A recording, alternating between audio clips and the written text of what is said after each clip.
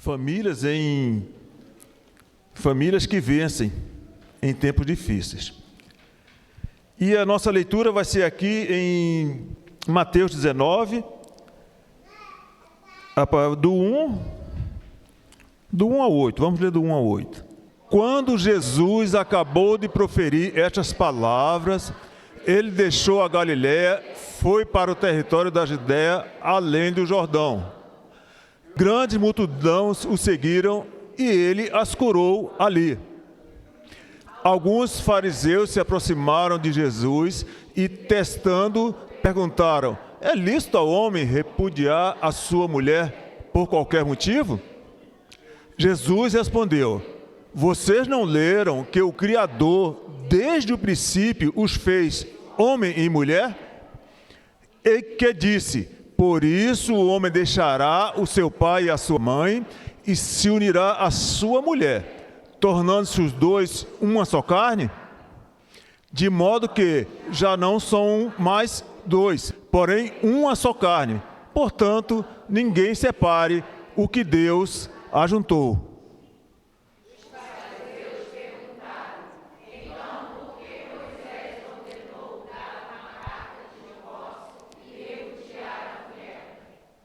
Jesus respondeu: foi por causa da dureza do coração de vocês que Moisés permitiu que vocês repudiassem a mulher.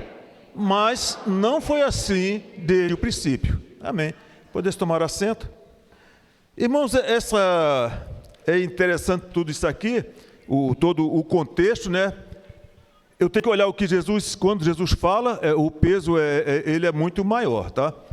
Você, quando estuda a Bíblia, eu não vou pegar algo do Antigo Testamento para confirmar o que Jesus falou, não é assim não. É Jesus que ratifica toda a Bíblia. É dessa forma. Você não pega um versículo das cartas para ratificar o que Jesus falou, não. É Jesus que ratifica. Então, quando Jesus fala, fechou. Acabou. Não tem mais o que... Não acho, eu acho que é assim, não tem achismo nenhum. Jesus falou. Não é isso? Então, Jesus falou.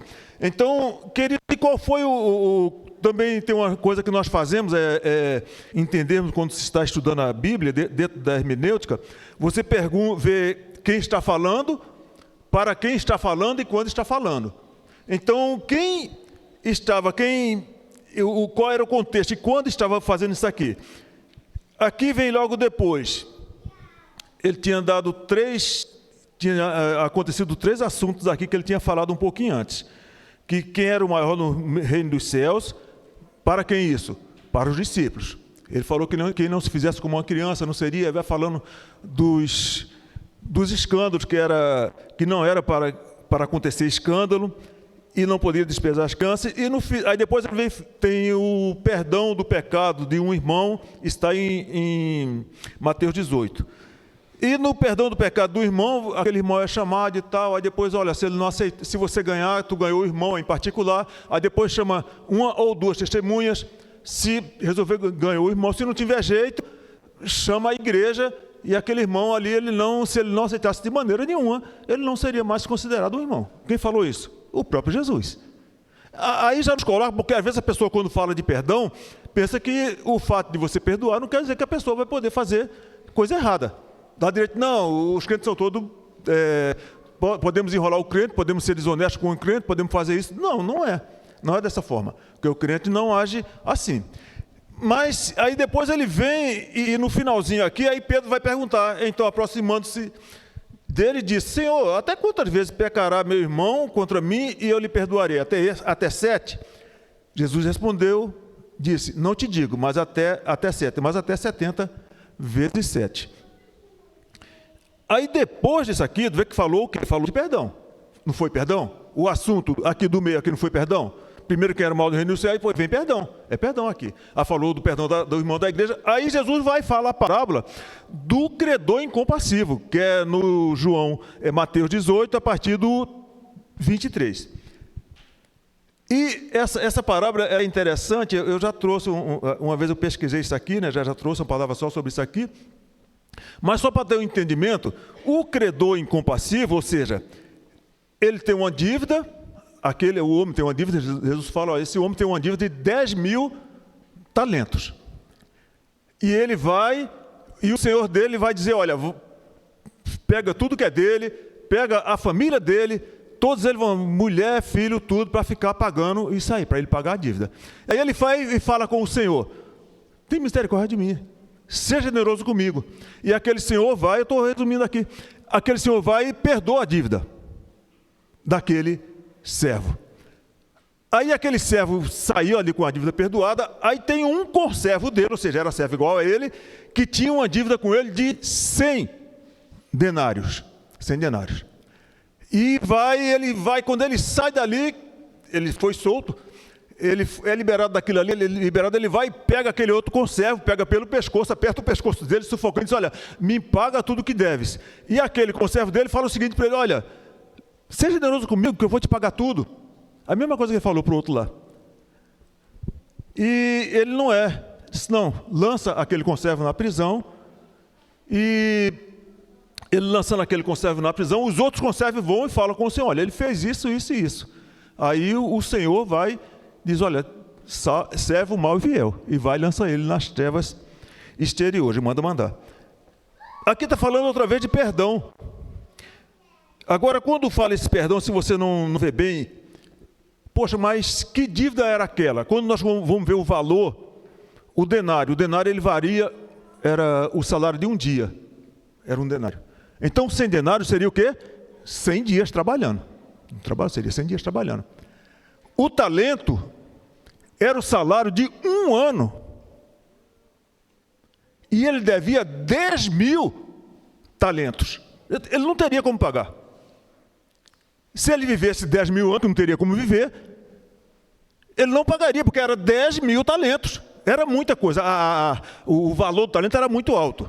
Era o salário de um ano. Então, ou seja, essa primeira dívida, ela era o quê? Impagável. Acabou, não tinha como pagar. Não tinha como ser paga.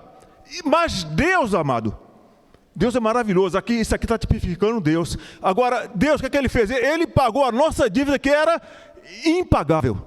Ele nos perdoou. Amados, quem perdoa, paga o prejuízo. Perdão é assim. Por isso que é difícil a pessoa perdoar. Quem perdoa fica com prejuízo. Então, isso acontece nas famílias. Família já está... Eu pensava que a pessoa, quando ficasse idosa, ia melhorando. Não vai, não. Se não for em Cristo, não melhora, não. A tendência fica mais rancoroso, fica mais difícil, fica mais duro, fica mais teimoso. Olha, só Jesus para melhorar a gente. Jesus melhora a gente. Quando a gente se submete à palavra, aí ele melhora a gente. Mas eu falo porque eu tenho família. Então, amados, e você vai vendo, e eu confesso que eu estranhei quando eu fiquei idoso, eu sempre respeitei todos os idosos. Eu sempre chamei de Senhor, desde pequeno eu aprendi a chamar o mais velho de Senhor, eu sempre chamei. Aí quando eu fiquei idoso, eu digo, agora estou no meio dos idosos, os idosos são todos sábios e tal, está tudo maduro, está tudo... Se deixar, o idoso quer brigar. Só a misericórdia de Jesus. Vem idoso bravo, digo, Jesus, idoso, mais idoso que está. Então, irmãos, só Jesus. Se não for a pessoa se entregar realmente para Jesus, não tem mudança, ele só vai continuando daquele jeito ali. E nós olhamos aqui que Deus pagou uma dívida que era impagável, porque, e qual era essa dívida impagável? O salário do pecado é o quê? A morte. O salário do pecado é a morte. E o dom gratuito de Deus é a vida eterna. Eu falei aqui que quem perdoa paga o prejuízo. Deus pagou o prejuízo por nós. Porque Ele deu o seu único Filho para que todo aquele que nele crê não pereça, mas tenha a vida eterna. Então o preço pelo pecado, que era algo impagável, não tinha como, foi pago. Foi pago ali na cruz do Calvário. É tremendo isso aí. Aí às vezes nós esquecemos disso e não perdoamos uma dívida pagável. Quando eu estou falando de dívida, é qualquer coisa aqui, irmão. Não estou falando de dinheiro, estou falando... Aqui o símbolo aqui é dinheiro. Mas às vezes é um aborrecimento. É uma coisa que tu se foi magoado lá longe, aí está com aquele... Mas tu falou... Às vezes o outro nem sabe. E tu guardou aquilo ali para tu. Mas ele tinha que saber, ela tinha que saber. Como é que pode? Porque eu não sou assim. Você não é assim, mas a pessoa... E às vezes ela nem percebeu aquilo ali. Então, amados, eu trouxe isso aqui, que é o contexto, que é esse perdão aqui, O tema é famílias que vencem em tempos difíceis. Irmãos, família para vencer em tempos difíceis tem que ter perdão. Tem que ter perdão. Se ficar sem perdão, não tem condição. Tem que ter perdão na família. E aí vou trazer agora aqui para o que Jesus falou aqui acerca do divórcio. Então, ele falou aqui para os discípulos. Quem falou? Jesus. Estava falando para quem? Para os discípulos. Bom, aí ele concluiu esses discursos, não é isso? Não é assim que começa aí? Pode colocar, por favor, o versículo 1 do capítulo 19 de Mateus? Pode colocar. Isso. Quando Jesus acabou de proferir essas palavras, ou esses discursos, isso que eu tinha falado aqui, aí acontece isso aqui. Ele deixou a Galileia e foi para o território da Judéia, além do Jordão. Pode colocar o segundo. E seguiram-no muita gente, se curou-os ali. Então, vamos lá. Pregou para os discípulos, terminou aquilo ali, ele foi para outro local, a multidão seguiu ele curou a multidão. Então, primeiro, Jesus já falando para quem? Para os discípulos, depois para a multidão, e curou essa multidão. Aí vem um outro grupo aqui, versículo 3.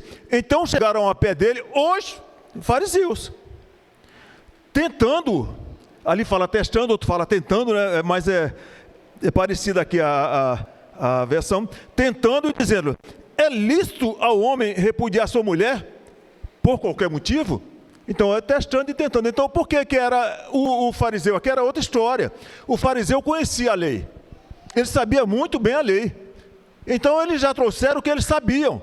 Então, não era para ser bonzinho com Jesus, não. Era para querer pegar Jesus em alguma coisa. A intenção era essa. E ele vai e fala: é lícito o homem repudiar sua mulher por qualquer motivo? Por que isso? Aí Jesus vai e responde. Pode colocar o versículo 4. Ele, porém, respondendo, disse: não tendes lido que no princípio o Criador os fez macho e fêmea?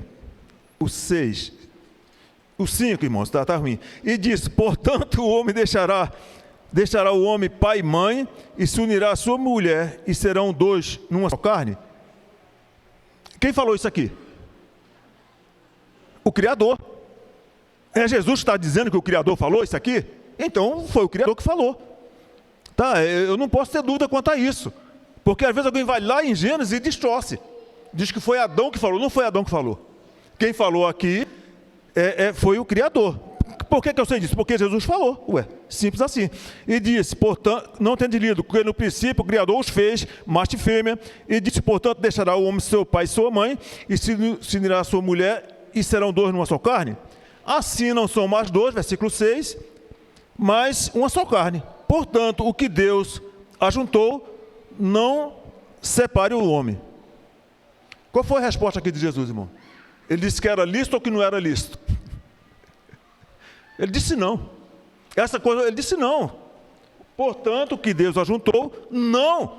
A resposta é não. A resposta é não, ele deu não. É lícito por qualquer motivo? Ele explicou, portanto, o que Deus ajuntou, não. Separe o homem. A resposta é não. Está aqui. Ela não está lá longe, está aqui. O não está aqui. Só que ele explicou o porquê desse não. Aí, versículo, aqui são é o 6 ao 7, disse: disseram-lhe então eles: por que mandou Moisés dar-lhe carta de divórcio e repudiá-la? Olha como é que o fariseu colocou: porque mandou Moisés.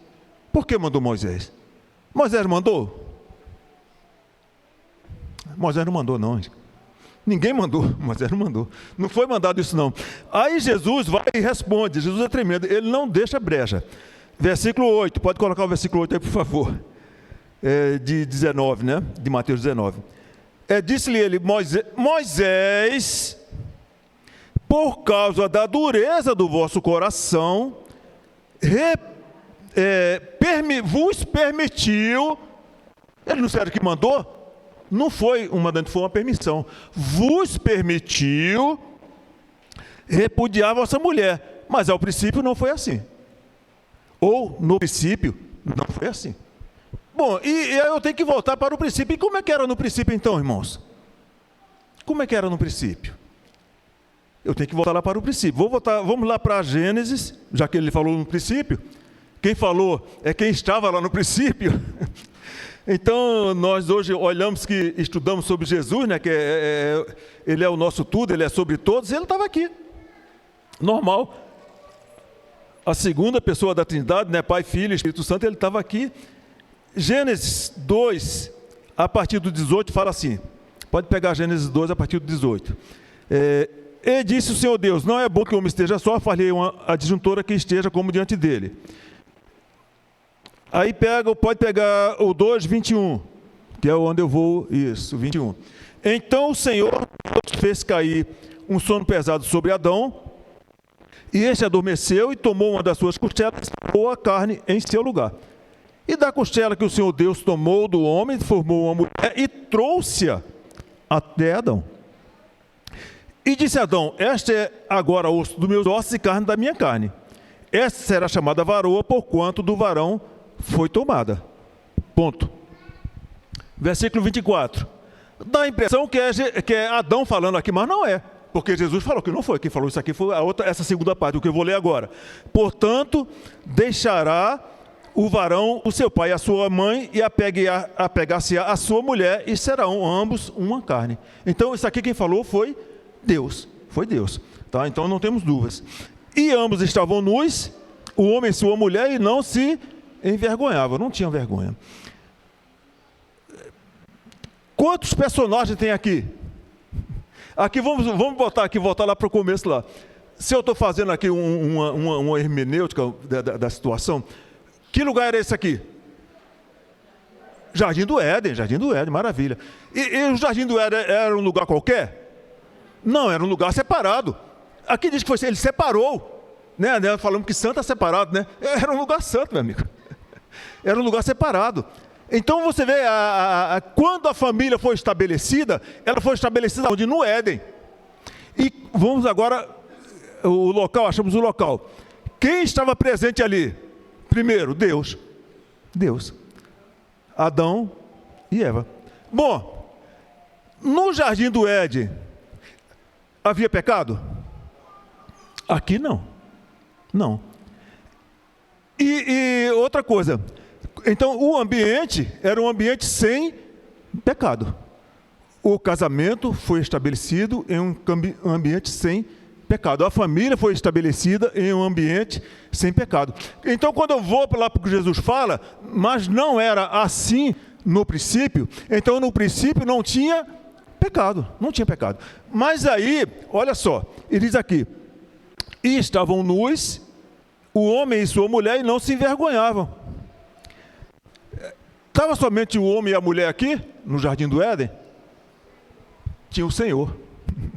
Eu não posso esquecer de, amados, tem o Senhor estava.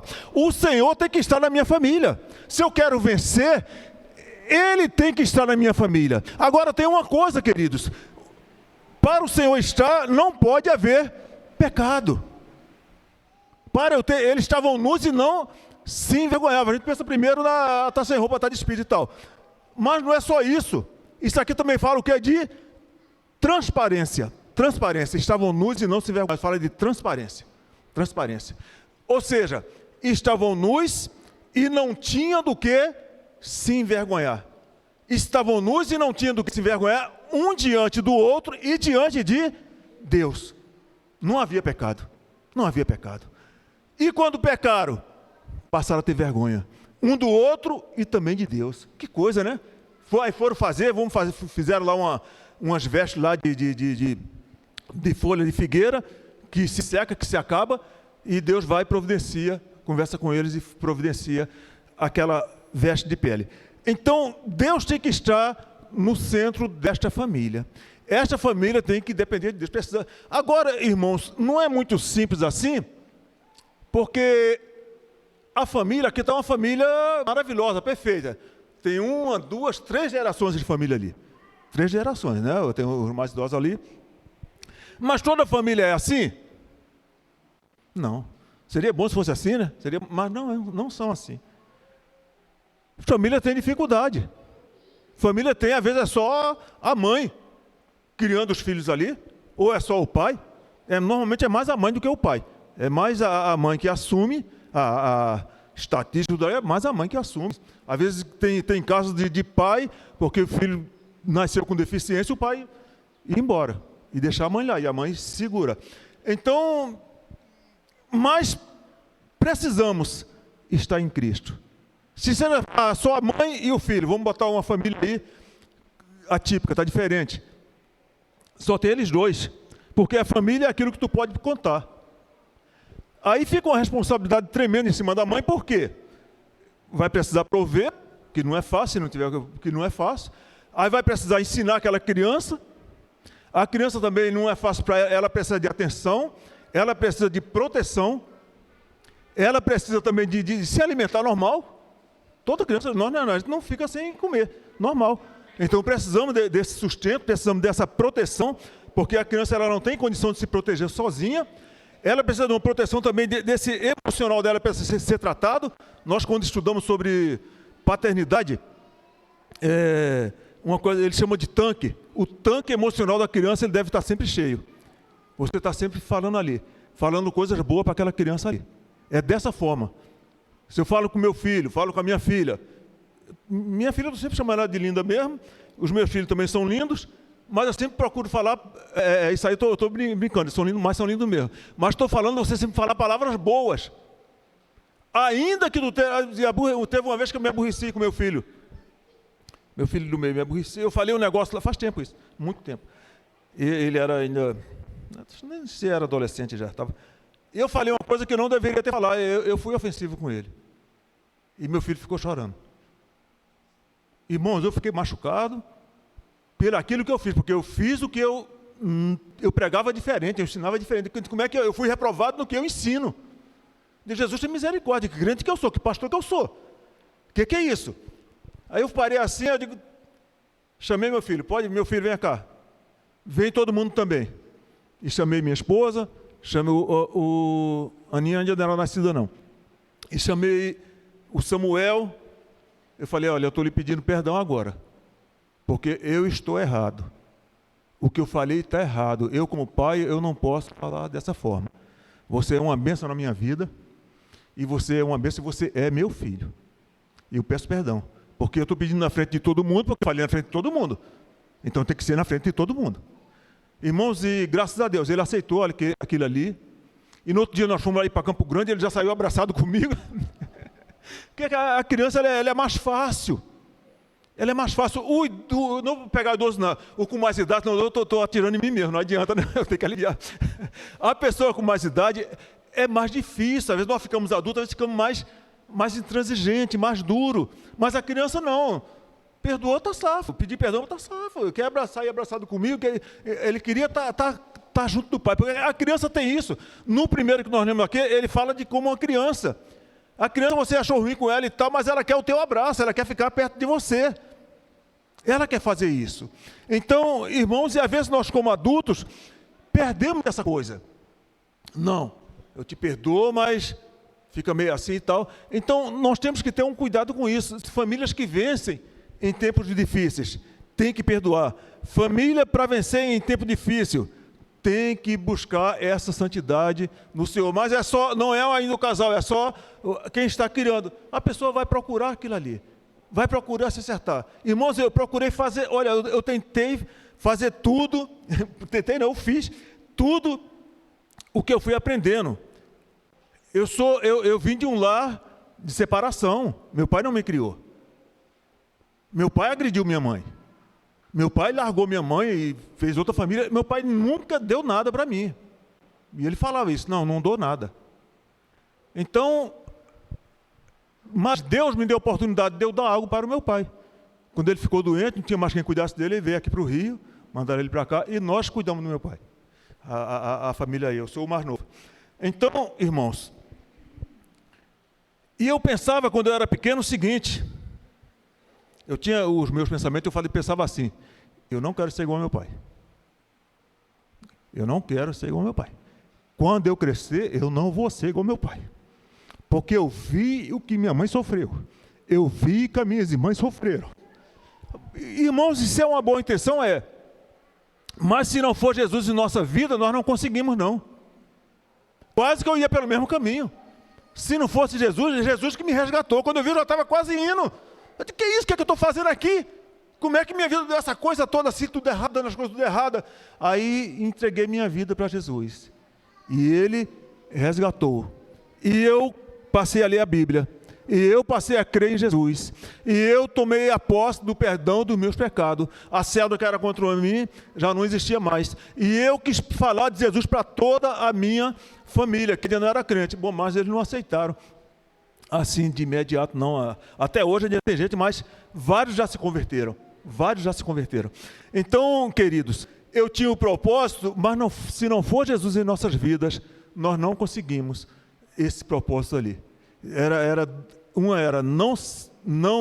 Eu digo, quando eu casar, eu não traio a minha esposa, igual meu pai traiu minha mãe, e meus filhos também não vão ser criados, não bato na minha esposa, e meus filhos também não vão ser criados sem pai. Não vai ser criado sem pai.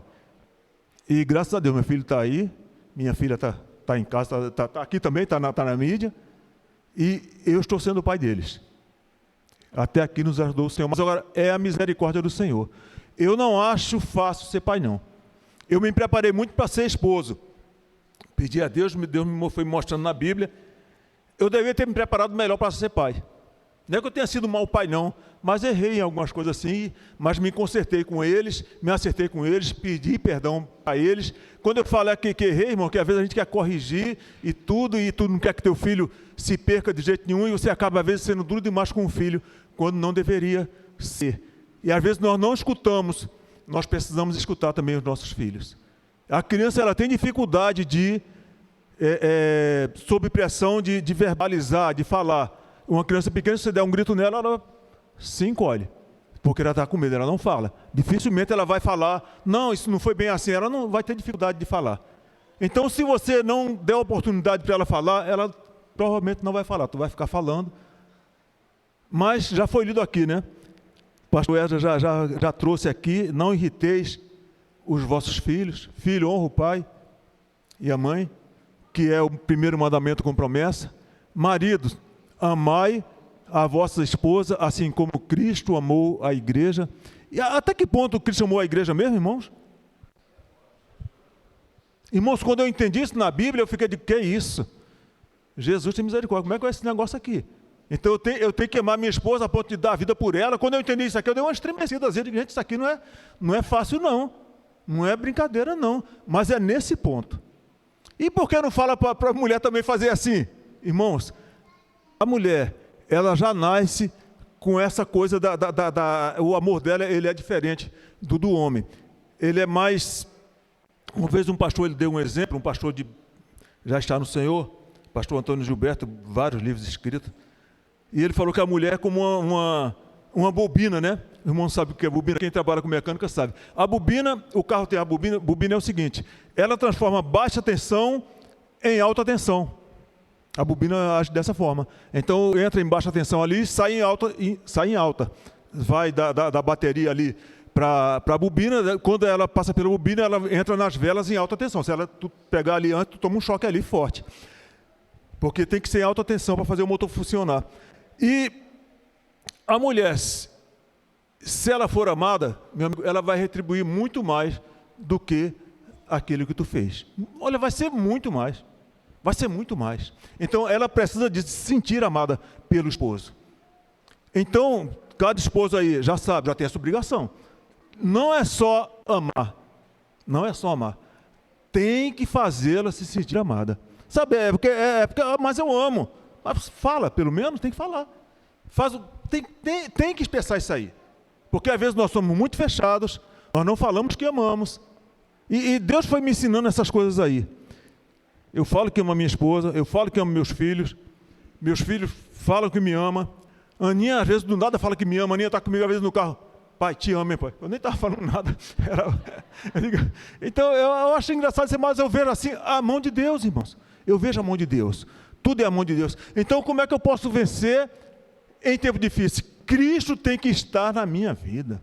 Eu tenho que entregar a minha vida para Jesus. Eu preciso de Jesus na minha vida.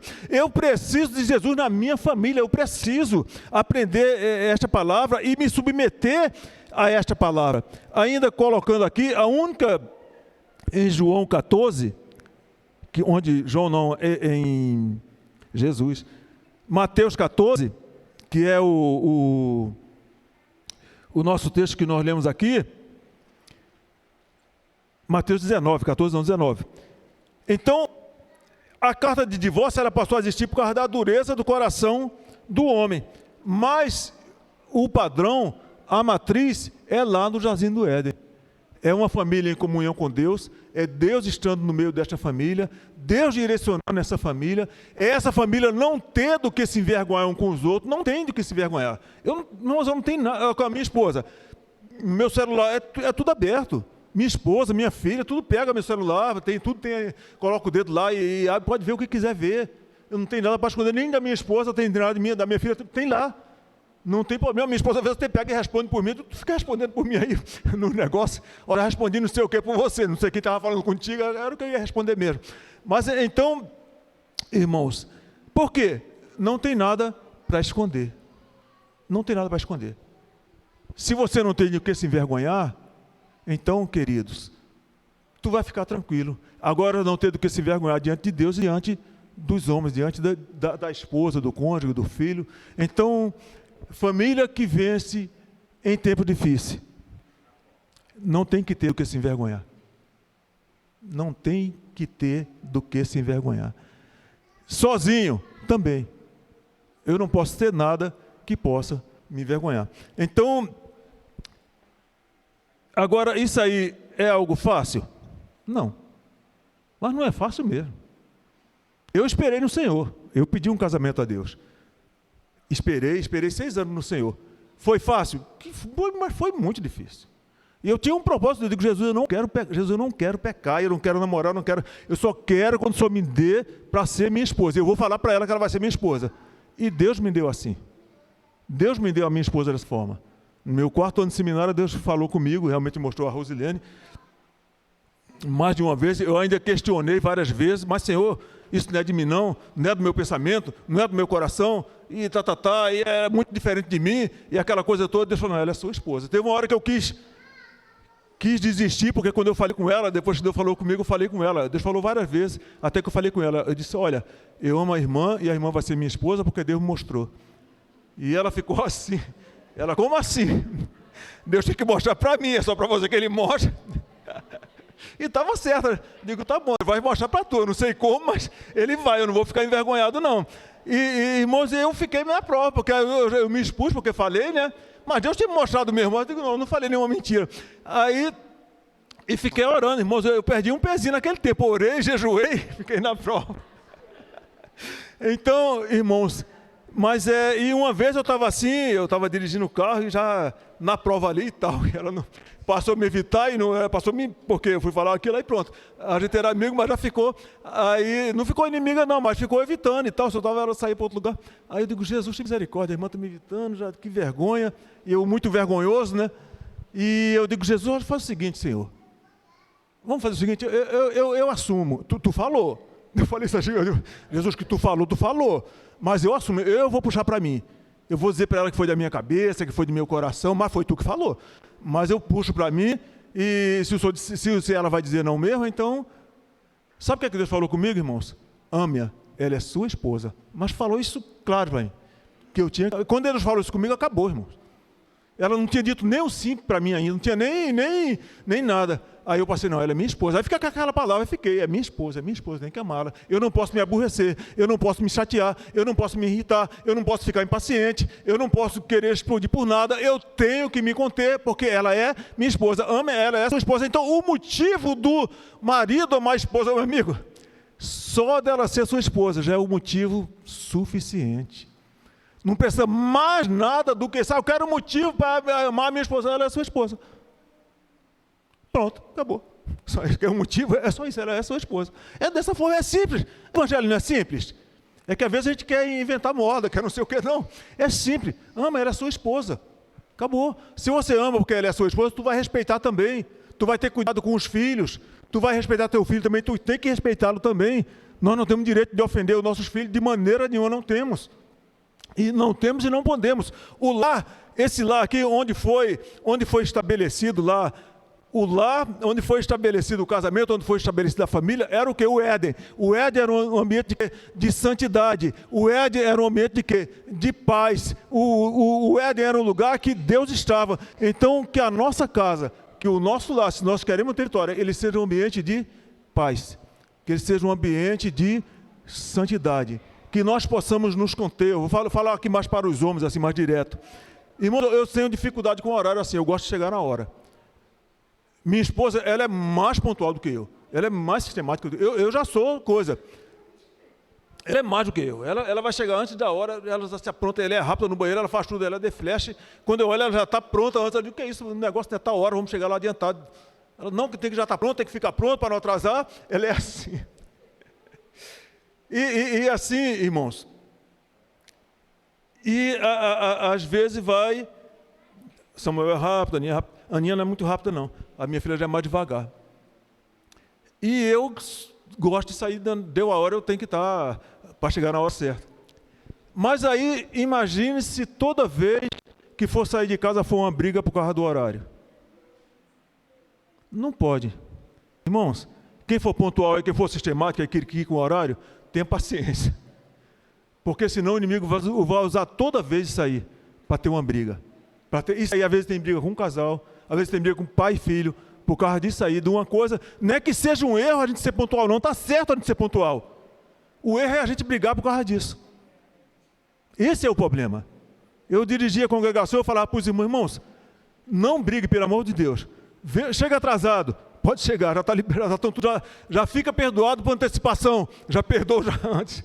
Mas venham para a igreja, já está tudo, pode chegar no amém, já está tudo perdoado já, não vai? Então, irmãos, para que os irmãos venham, porque o inimigo vai e trabalha naquilo ali para a pessoa não caminhar para a casa do Senhor, para ter uma confusão antes, para ter algo. Então, cada um que está ouvindo esta palavra agora, ficou responsável em orar pela sua família, fica responsável. Cada criança, cada adolescente, estão responsáveis aí. Os pais não se falam do pai, mas as crianças também. Às vezes a criança se converte e os pais não são crentes ainda. Vai orando, vai clamando, vai pedindo ao Senhor, vai se submetendo à palavra de Deus.